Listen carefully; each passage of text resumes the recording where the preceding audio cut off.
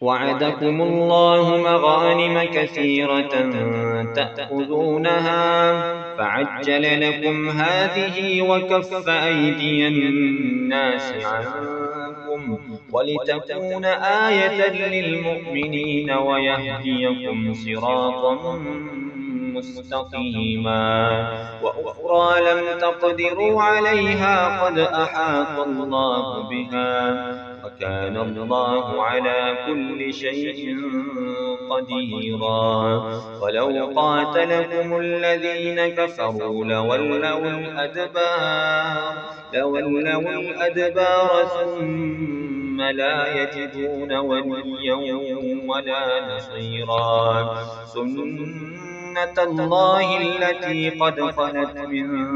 قبل ولن تجد لسنة الله تبديلا وهو الذي كف أيديهم عنكم وأيديكم عنهم ببطن مكة من بعد أن أظفركم عليهم وكان الله بما تعملون بصيرا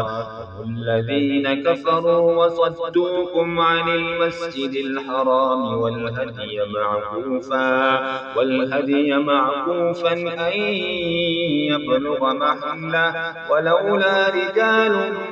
مؤمنون ونساء مؤمنات لم تعلموهم أن تطؤوهم فتصيبكم منهم معرة بغير علم ليدخل الله في رحمته من يشاء لو تزيلوا لعذبنا الذين كفروا منهم عذابا أليما